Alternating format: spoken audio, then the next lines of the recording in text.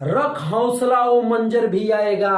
अरे रख हौसला वो मंजर भी आएगा, प्यासे के पास चलकर समंदर भी आएगा। थक कर मत बैठ ऐ मेरे मंजिल के मुसाफिर, अरे थक कर मत बैठ ऐ मेरे मंजिल के मुसाफिर, वो मंजिल भी मिलेगा और मिलने का मजा भी आएगा, मजा भी आएगा। तो आइए आज जो हम लोग पढ़ेंगे प्रकाश के बारे में, अपने मंजिल को पाने के लिए आज हम शुरू कर रहे हैं प्रकाश। और प्रकाश की जो व्यवस्था है, आपको केवल प्रकाशे की व्यवस्था नहीं, प्रकाश के साथ साथ आपके जीवन रूपी प्रकाश की व्यवस्था की जाएगी। इसके लिए आपको लेकर के आए हैं सबसे पहले आपके जीवन में, ये पूरे जीवन के एक कह दे कि पूरे जीवन के आधारों में प्रकाश भरने वाला आपका ये प्रकाश है। लेकिन पहले आपको प्रकाश के बारे में जानना है, इसके बाद आगे बढ़ना है। तो देखिए सबसे पहले आज पढ़ेंगे हम लोग क्या, प्रकाश। प्रकाश में सबसे पहला पॉइंट उठता है कि जो प्रकाश है क्या। तो कहेंगे आप बहुत कम शब्दों में, देखिए प्रकाश के बारे में आप कहेंगे कि प्रकाश एक ऊर्जा है। प्रकाश एक क्या है, ऊर्जा है। और अगर आपके अंदर भी ऊर्जा है तभी ये कार्य हो रहा है। तो देखिए प्रकाश एक प्रकार की ऊर्जा है। और सबसे पहला इसमें पॉइंट उठता है कि प्रकाश तो ऊर्जा है, लेकिन प्रकाश एक प्रकार की तरंग है। और वो तरंग कौन सी है, तो सबसे पहले आप कहेंगे विद्युत चुंबकीय तरंग। विद्युत चुंबकीय तरंग।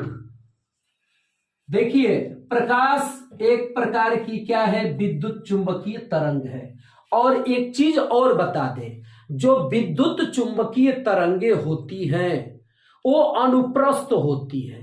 जब विद्युत चुंबकीय तरंगे अनुप्रस्थ होती हैं, अतः प्रकाश भी क्या कहला सकता है, तो कहेंगे अनुप्रस्थ तरंग। अनुप्रस्थ तरंग।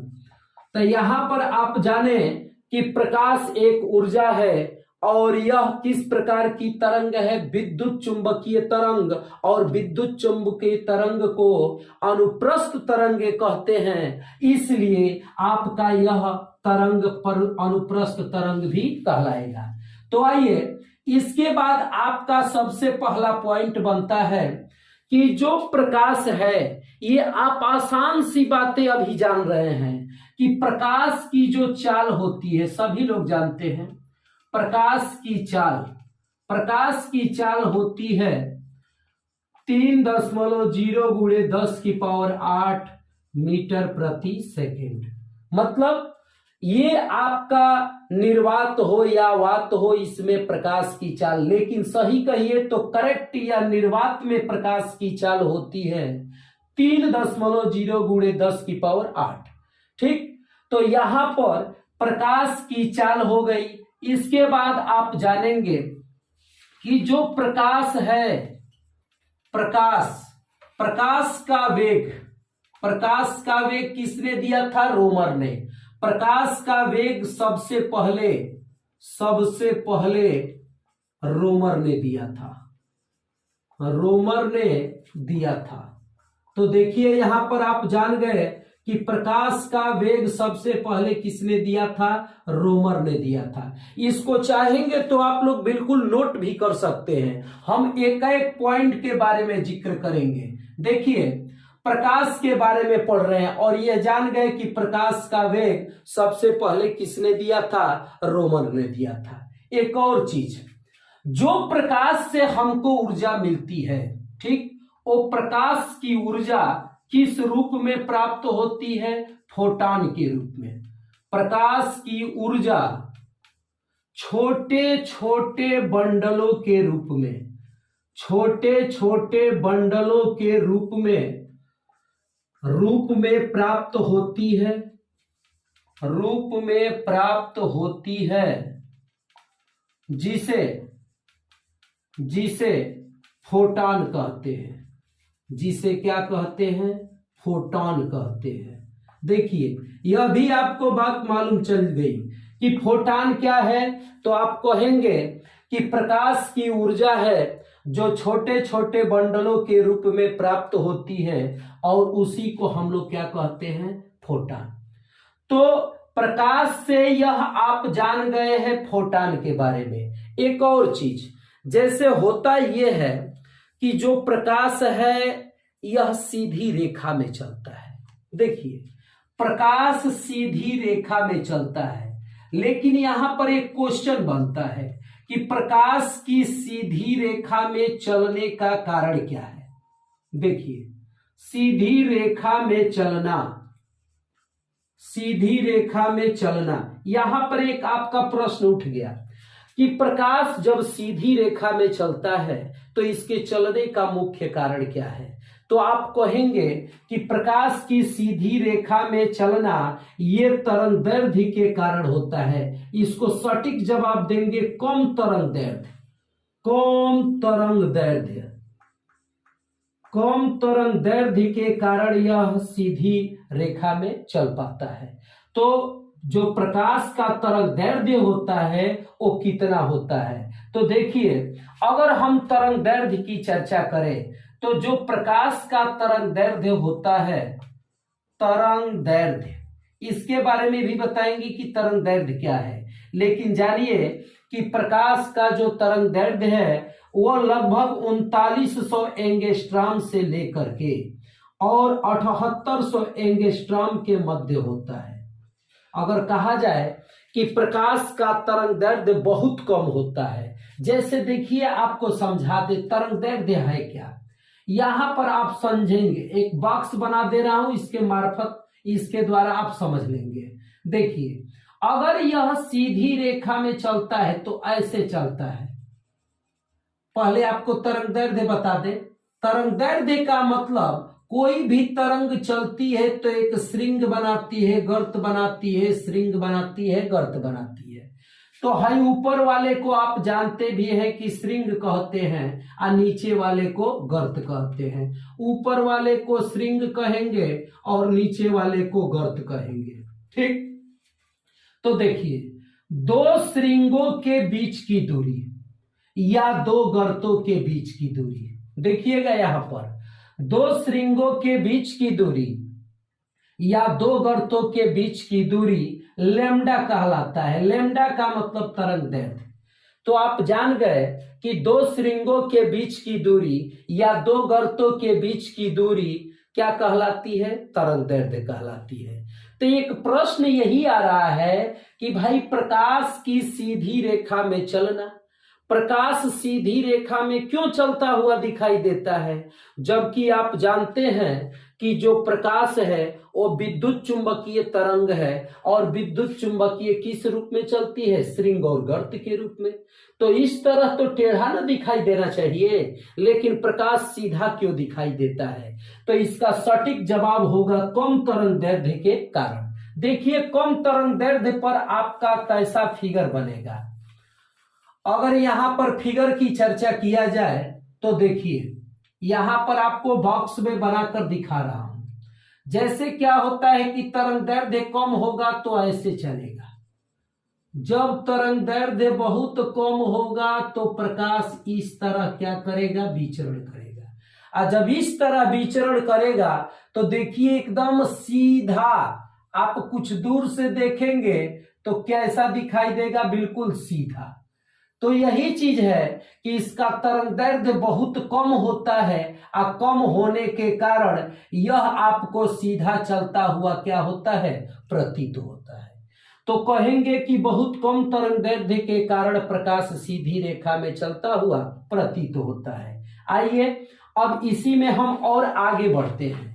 जैसे प्रकाश की चर्चा में आपको हमने चर्चा कर लिया कि प्रकाश का वेग, प्रकाश की सीधी रेखा में चलना, और यहां पर एक चीज और बहुत अच्छा जानने वाले हैं। क्या जानने वाले हैं कि प्रकाश की जो प्रकृति होती है, प्रकाश की क्या प्रकृति, और प्रकाश की प्रकृति कैसी होती है, तो द्वैती प्रकृति। देखिए, प्रकाश की प्रकृति द्वैती प्रकृति होती है। द्वैती को हम दोहरी प्रकृति भी कहते हैं। द्वैती को क्या कहते हैं? दोहरी प्रकृति। दोहरी का मतलब या द्वैती का मतलब दो होता है, अर्थात जो प्रकृति है। अब यहां पर देखिए, अगर यहां पर देखा जाए तो द्वैती का मतलब दो, द्वैती का मतलब दो प्रकृति। जैसे आप कहेंगे कि जो प्रकाश है यह तरंग की भांति भी कार्य करता है और यह प्रकाश कण की भांति भी व्यवहार करता है। देखिए बहुत बढ़िया चीज कि इसकी प्रकृति में द्वैती प्रकृति होती है और द्वैती का मतलब दो। दो में क्या, ये तरंग की भांति भी व्यवहार करता है और कण की भी भांति व्यवहार करता है। तरंग के लिए तरंग की व्याख्या अर्थात विद्युत चुंबकीय तरंग सिद्धांत दिया था मैक्सवेल ने। देखिए मैक्सवेल ने क्या दिया था? तो विद्युत चुंबकीय तरंग का सिद्धांत मैक्सवेल ने दिया था और उसी के आधार पर, तरंग सिद्धांत के आधार पर देखिए प्रकाश की कौन कौन सी घटना है जो उसे तरंग होने की व्याख्या करती है। अर्थात आप जानेंगे कि प्रकाश की कौन कौन सी घटना है जो यह बता देती है कि नहीं प्रकाश तरंग है। तो देखिए सबसे पहले आता है प्रकाश का परावर्तन। प्रकाश का परावर्तन यह भी बताता है कि प्रकाश क्या है, तरंग है। सबके बारे में विस्तार से व्याख्या करेंगे, लेकिन पहले आप नामों को जानिए। प्रकाश का परावर्तन, प्रकाश का अपवर्तन, प्रकाश का अपवर्तन। इसी प्रकार आप आएंगे तो तीसरा में कहेंगे कि प्रकाश का व्यतिकरण, प्रकाश का व्यतिकरण, प्रकाश का व्यतिकरण। सुनिए यहां पर आप जान गए प्रकाश का परावर्तन, प्रकाश का अपवर्तन, प्रकाश का व्यतिकरण। इसी प्रकार आप कहेंगे कि प्रकाश का विवर्तन, विवर्तन। इसी तरह कहेंगे प्रकाश की अगली घटना प्रकाश का प्रकीर्णन, प्रकाश का प्रकीर्णन, प्रकीर्णन। इसी तरह कहेंगे आप प्रकाश का ध्रुवण, प्रकाश का ध्रुवण, ध्रुवण। देखिए ये जो घटनाएं हैं ये आपके तरंग होने की व्याख्या करती है और विद्युत चुंबकीय तरंग का सिद्धांत किसने दिया था? मैक्सवेल ने। इसी तरह प्रकाश के कण होने की व्याख्या सबसे पहले इसमें देने वाले थे आइंस्टीन। देखिए कण की चर्चा करने वाले कौन थे? आइंस्टीन। आइंस्टीन ने कणों पर केवल दो सिद्धांत दिया। दोनों सिद्धांत को आप याद रखेंगे कि प्रकाश का विद्युत प्रभाव, प्रकाश का विद्युत प्रभाव, विद्युत प्रभाव, और इसके बाद जो है आपका दूसरा क्रॉम्पटन का सिद्धांत, क्रॉम्पटन का सिद्धांत, क्रॉम्पटन का सिद्धांत। ठीक, देखिए यहां पर आपको पहले तो रूपरेखा बना लेना है। अगर प्रकाश पढ़ना है, प्रकाश को कंप्लीट करना है, तो सबसे पहले आपको ये दिमाग में बैठाना पड़ेगा कि प्रकाश द्वैती प्रकृति का होता है और प्रकाश द्वैती प्रकृति का होता है अर्थात यह तरंग और कण दोनों की भांति व्यवहार करता है।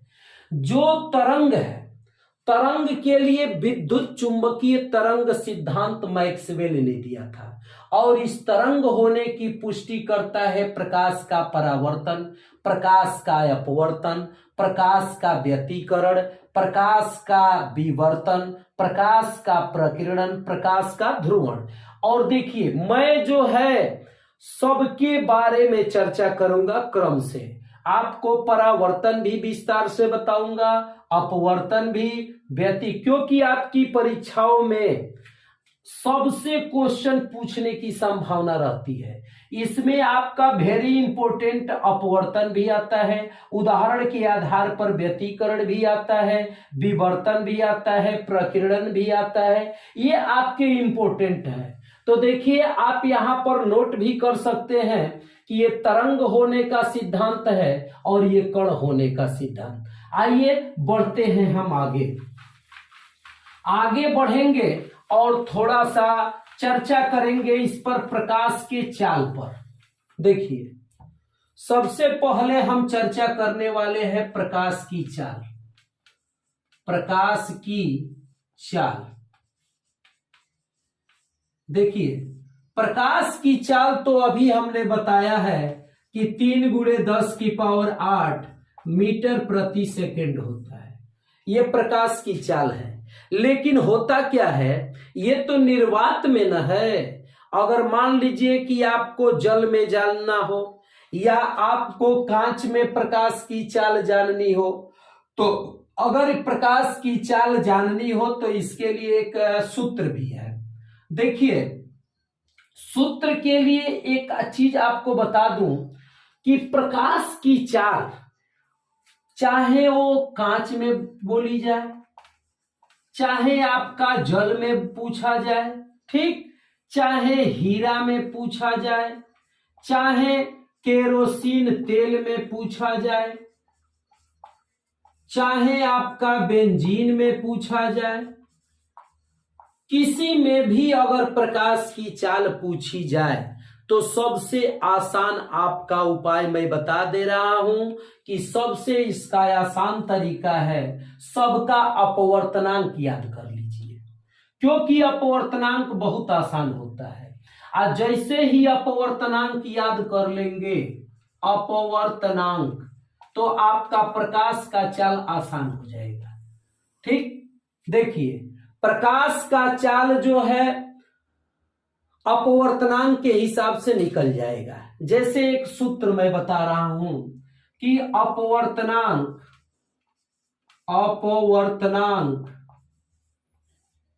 बराबर होता है निर्वात में प्रकाश की चाल, निर्वात में प्रकाश की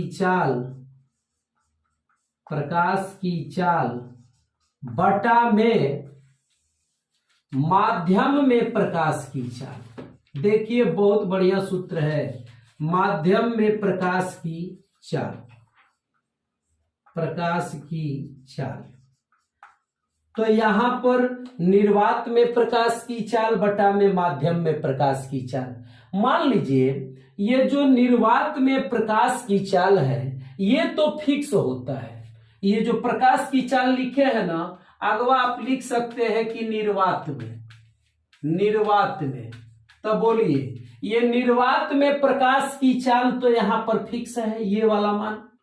अब आपको दो में से एक जानकारी रहे तो एक की जानकारी हो जाए।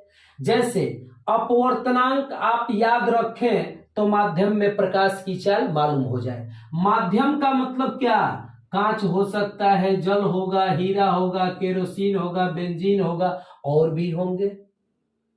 ठीक, तो यहां पर सबसे पहले देखिए, जैसे कांच है तो कांच का अपवर्तनांक होता है 1.50। ये कांच का क्या होता है, अपवर्तनांक होता है। अगर हमको कांच का अपवर्तनांक मालूम है तो ये बताइए, सूत्र में है माध्यम में प्रकाश की चाल, यहां पर अपवर्तनांक यहां पर लिखा जा सकता है। तो जब लिखा जाएगा तो कहेंगे कि माध्यम में प्रकाश की चाल, माध्यम में प्रकाश की चाल बराबर, अब यह अपवर्तनांक बटा में आ जाएगा। और निर्वात में प्रकाश की चाल कितना है तो यह पहले से फिक्स है 3 × 10⁸। अब बटा में यह अपवर्तनांक होगा, अपवर्तनांक। देखिए इस सूत्र के द्वारा बन जाएगा ना कि माध्यम में प्रकाश की चाल यहां पर, अपवर्तनांक यहां पर। तो अब करेंगे क्या कि माध्यम का मतलब आप मिटा करके यहां पर लिख दीजिए माध्यम की जगह कांच। कांच। कांच में प्रकाश की चाल बताना है, तो कांच में प्रकाश की चाल के लिए आपका निर्वात में प्रकाश की चाल मालूम है। अपवर्तनांक यहाँ पर कांच का लिख ही दिए हैं 1.50। अब बताइए इससे जब भाग देंगे तो 1.5 से 3 में भाग देंगे तो आएगा 2, तो 2 गुणे 10⁸ मीटर प्रति सेकेंड। तो ये आपका क्या है, कांच में प्रकाश की चाल है। तो बोलिए कांच में प्रकाश की चाल किससे ज्ञात हो गया, केवल अपवर्तनांक से। अगर मान लीजिए कि जल में ज्ञात करना हो 1.33, मैं बताऊंगा ना कि केवल आपको केवल क्या रटना रहेगा, अपवर्तनांक। तो 2 फायदे, अपवर्तनांक भी याद रहेगा, अपवर्तनांक से निकाल लेंगे प्रकाश की चाल। तो देखिए अगर यहां पर कांच की जगह माध्यम क्या ले ले, जल ले ले, तो जल में प्रकाश की चाल तो है, ऊपर तो वही रहेगा और नीचे जो है अपवर्तनांक बदल जाएगा। और जब नीचे अपवर्तनांक बदलेगा तो क्या होगा, तो जल का 1.33। अब क्या करिए, 3 में 1.3 से भाग दे दीजिए तो आएगा 2.25 गुणे 10⁸ मीटर प्रति सेकेंड। तो ये क्या हो गया, जल में प्रकाश की चाल हो गई। इसी प्रकार आपका जो हीरा है इसका भी अपवर्तनांक 2.46 होता है। तो अब 2.46 से 3 में भाग देंगे जो आएगा वो हीरा में प्रकाश की चाल होगी। केरोसिन है इसका 1.44, बेंजीन का 1.50। ये आपका जो बेंजीन होता है ये कांच के लगभग बराबर होता है। तो देखिए ये आपका अपवर्तनांक अगर मालूम रहे तो अपवर्तनांक का मान रख करके ठीक, और हम क्या निकाल सकते हैं, प्रकाश की चाल। तो इससे ये फायदे होते हैं कि आपको ये जो कांच, जल, हीरा, केरोसिन, बेंजीन इत्यादि का अगर अपवर्तनांक मालूम रहे तो प्रकाश की चाल क्या हो जाएगी, मालूम हो जाएगी।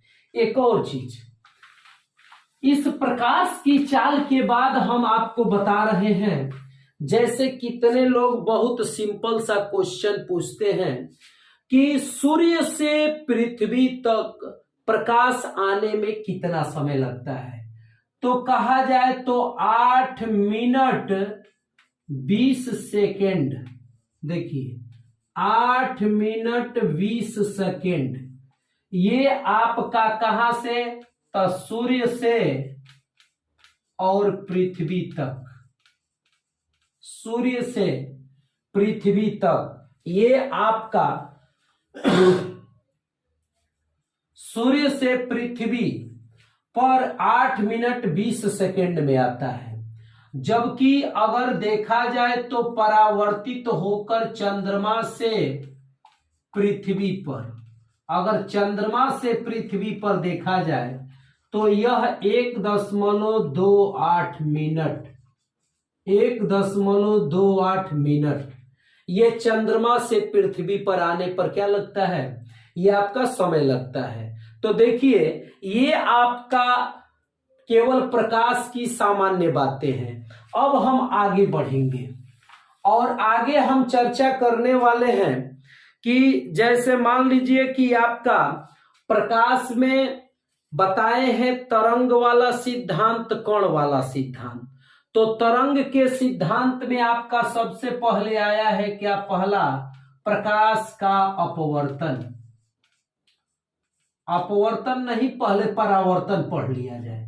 तो प्रकाश का परावर्तन, देखिए प्रकाश का परावर्तन, परावर्तन बहुत आसान है। बहुत से लोग परावर्तन को जानते हैं कि परावर्तन का मतलब यही होता है कि जब कोई प्रकाश की किरण किसी सतह पर पड़ती है तो वह वहां से तुरंत मुड़ करके निकल जाती है। तो परावर्तन का मतलब कि प्रकाश का आना सतह पर और टकरा करके क्या करना, फिर निकल जाना, ये आपका क्या होता है, परावर्तन। परावर्तन में क्या होता है कि एक अभिलंब डाला जाता है। देखिए इसको कहते हैं क्या, अभिलंब।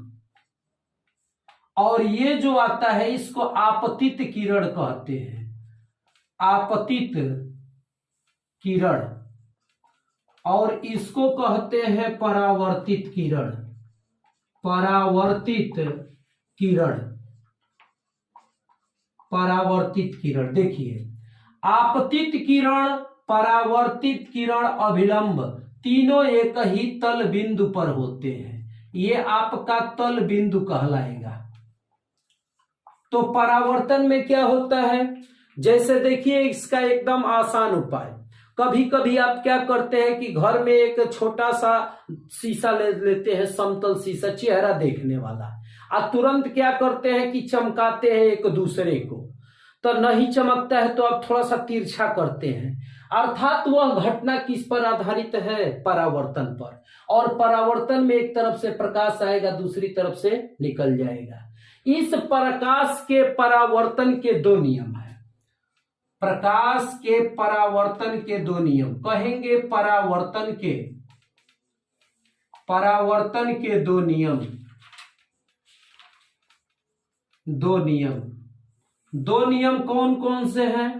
तो पहला है कि आपतित किरण, परावर्तित किरण और अभिलंब तीनों एक ही तल बिंदु पर होते हैं। एक बार और सुनिए, जो आपतित किरण है, आपतित किरण, अपरावर्तित किरण, परावर्तित किरण तथा अभिलंब,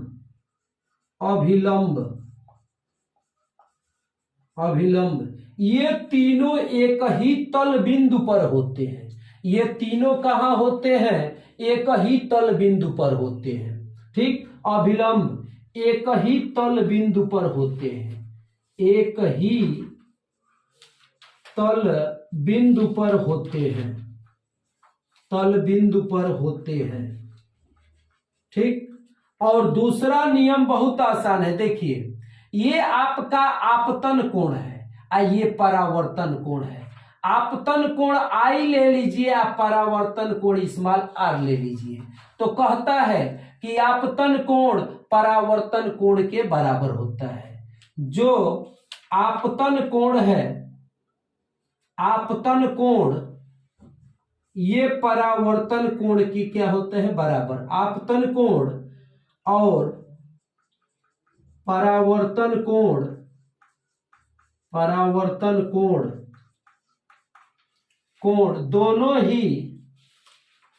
दोनों बराबर होते हैं। एकदम आराम से कह दीजिए, दोनों बराबर होते हैं। तो यही दो नियम है परावर्तन के दो नियम, कि आपतित किरण, परावर्तित किरण और ये अभिलंब तीनों एक ही तल बिंदु पर होते हैं, और उसके बाद आपतन कोण आई परावर्तन कोण आर के बराबर होता है। देखिए परावर्तन पर आधारित दर्पण होते हैं, चाहे वह उत्तल दर्पण हो चाहे अवतल दर्पण हो। ये दोनों दर्पण किस पर आधारित होते हैं? तो परावर्तन पर। आप जानते हैं दर्पण में एक तरफ कलई किया रहेगा और दूसरे तरफ से खुला रहेगा, तो जिधर से खुला रहेगा प्रकाश आएगा और परावर्तित होकर के चला जाएगा। तो कहने का तात्पर्य है कि प्रकाश के परावर्तन पर कार्य करने वाले दर्पण होते हैं, जबकि आपको बताएंगे कि जो लेंस होते हैं वो अपवर्तन पर आधारित होते हैं, और अपवर्तन जब बताया जाएगा तो उसमें पूरा उसको बताया जाएगा उत्तल लेंस, अवतल लेंस। ठीक, यहां पर प्रकाश का परावर्तन का जिक्र हो गया। अब प्रकाश के परावर्तन पर मुख्य रूप से दर्पण, ठीक, दर्पण जो है ये कार्य करता है। तो देखिए आज जो है आपको, ठीक, अभिलंब, आपतित और परावर्तित, ये जो परावर्तन में बताया गया इसी पर आपका दो नियम है मुख्य रूप से। सबसे वेरी इंपॉर्टेंट आपका आएगा प्रकाश का अपवर्तन, और हम अपवर्तन को अगले क्लास में लेकर के आएंगे। आज जो है यहीं पर, क्योंकि जब अपवर्तन पढ़ाएंगे तो अपवर्तन में बहुत सारा चीज आपको बताएंगे, इसलिए उसका एक स्पेशल क्लास हम लेकर के आएंगे। आज जो है इस क्लास में आज इतना ही। बहुत बहुत धन्यवाद।